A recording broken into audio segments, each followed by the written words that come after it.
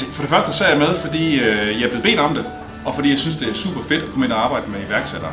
Sidste år, der var jeg jo med, også nysgerrighed, jeg er nysgerrig sjæl. Der skulle 40 damer komme til Læsø og for at revolutionere selve øen og for at skulle skabe noget innovativt. Og jeg var med som ekstern rådgiver i forhold til det forløb her. I år, der er jeg med som en del af workshoppen, og har nærmest ikke sovet 2 nætter i træk for at skabe det her. Det bliver altså rigtig, rigtig fedt. Jeg er jo med, fordi Deloitte de er sponsor her på arrangementet. Vi vil ekstremt gerne bakke op omkring iværksætteriet, det gode entrepreneurship. Jeg synes, det er enormt vigtigt, at vi bakker op om det som firma. Det er det, vores samfund det skal leve af fremadrettet.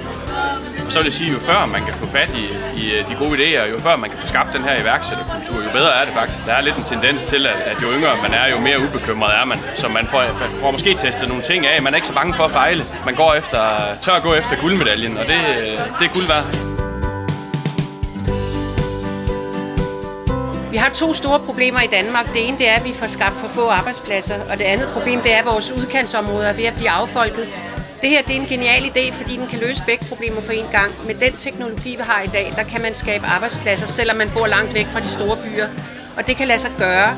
Og den her blanding af frivillig arbejdskraft, professionelle, der bakker op fra det etablerede erhvervsliv, og så nye iværksættere, den er genial, så det skal nok lykkes.